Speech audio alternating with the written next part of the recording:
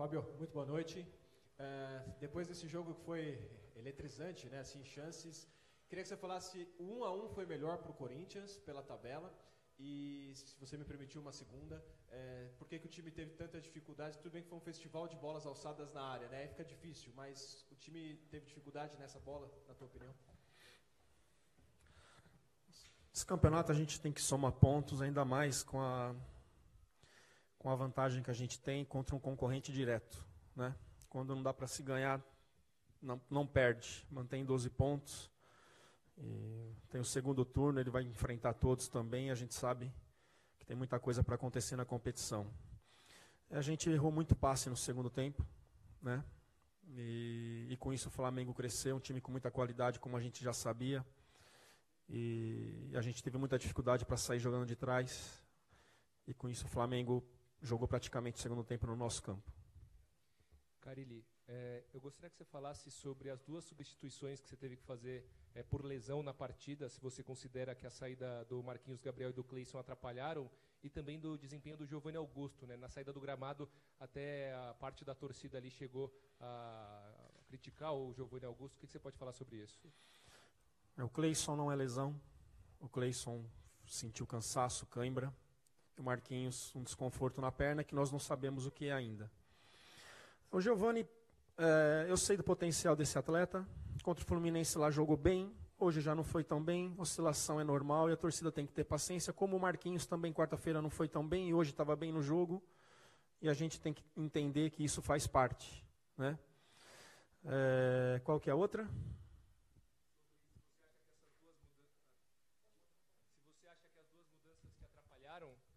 As duas mudanças atrapalharam, né, o desempenho do Corinthians e, consequentemente, com essa segunda etapa que não foi tão boa. Com a história do jogo, com tudo que estava acontecendo, com o primeiro tempo que a gente estava fazendo, sim, né? Os jogadores que entraram não mantiveram o mesmo ritmo e com isso nosso desempenho não continuou sendo como foi no início do jogo. Fábio, se a gente olhar como o Corinthians terminou o jogo nas duas pontas, você está com as suas terceiras opções, né? Porque é Jadson, Marquinhos e jogou hoje o Giovani. Romero, Cleison, acabou o jogo Pedrinho. E além do Jadson, do Pablo machucados, enfim. É uma preocupação sua para o segundo turno, que está perto de começar, a questão física? Você vê, até pela maneira, pela entrega que esse time tem, pela intensidade que o time joga, que o limite físico pode ser um desafio para vocês administrarem no segundo turno? É que todas as equipes vão chegar nessa fase da competição com o mesmo tanto de jogo, né? Então é normal que a gente vai ter que colocar nosso grupo para rodar. A gente tem que ter certos cuidados, não só nós, todas as equipes nesse momento têm que ter certos cuidados. Nessa semana aqui, a cada 2 dias vamos fazer um jogo, jogamos hoje, jogamos quarta e jogamos no sábado. Essa já foi a mensagem que eu passei agora para se cuidar, para a gente terminar bem esse primeiro turno, né? É uma preocupação, sim. Não sou de ficar lamentando jogadores que ficam fora, sei da importância de todos, mas a partir do momento que não está, já define quem é o próximo, já deixa tudo definido para esse jogador que vai entrar, né? E a resposta hoje de Marquinhos e Cleison estava boa, infelizmente perdemos o Marquinhos, e com isso depois a nossa equipe também cai um pouquinho de rendimento. Fábio, no início do segundo tempo, o Flamengo voltou em cima, né, apertou a marcação, estava perdendo o jogo, precisava do empate. Você ainda perdeu o Cleison, que estava fazendo bem, né, esse papel de vai e volta, ataque e defesa. Mas quais são as opções do técnico nesse momento para tentar tirar o time lá de trás? O que você pensa, o que você pode fazer para tentar reverter, né? Porque o Flamengo continuou apertando e o Corinthians dificilmente conseguiu sair disso. Opções não são opções de nomes, e sim aquilo que a gente pede de acertar passe. Fica com a bola, toca no pé, fica com a bola. E a gente começou a transferir muito jogo, mesmo com passe limpo, para fazer próximo. Começou a transferir muito jogo e o Flamengo começou a ganhar toda a segunda bola e com isso jogar no nosso campo. Então a opção ela não é por nomes, e sim aquilo que a gente cobra todos os dias lá nos treinamentos. Fábio, ainda em cima disso, você acha que foi um dos piores aproveitamentos do Corinthians no segundo tempo, uma das piores partidas do Corinthians no segundo tempo? E outra coisa, sobre o gol do jogo que foi anulado e que me parece que foi legal. Não, a gente já fez jogos que a gente conseguiu o resultado e não foi tão bem, que foi o caso do Cruzeiro aqui. O segundo tempo nosso contra o Cruzeiro não foi legal. Primeiro tempo muito bom, segundo tempo muito abaixo, e hoje também.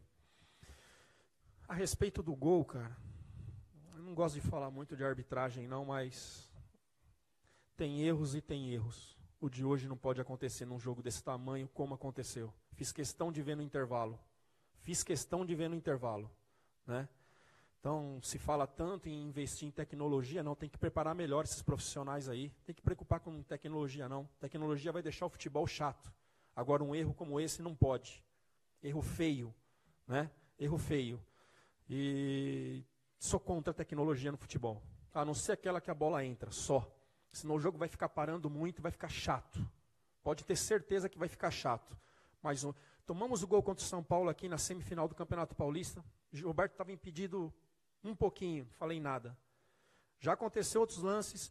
Critiquei o pênalti que foi dado em cima do Arana. O árbitro errou, foi a nosso favor. Mas eu falei, mas o erro de hoje não dá. Num jogo desse tamanho, um erro desse jeito não dá. É uma vergonha. Fábio, boa noite. Esse foi o jogo que o Corinthians esteve mais perto de perder nessa série de invencibilidade? Não, o do Cruzeiro foi pior. Pode buscar as imagens do segundo tempo contra o Cruzeiro jogou dentro da nossa área. Com certeza, o do Cruzeiro foi pior. E de tantas coisas a se destacar, né, a se irritar da partida de hoje, o resultado não veio, teve essa penalidade, que foi esse gol que foi muito mal anulado. Tem uma marca positiva aí, que é uma tecla que eu venho sempre batendo com você nas coletivas, que é a marca da invencibilidade, né? O Corinthians hoje ultrapassou o time de 1936, 1937, está isolada, esse time de 2017, está isolada na segunda posição.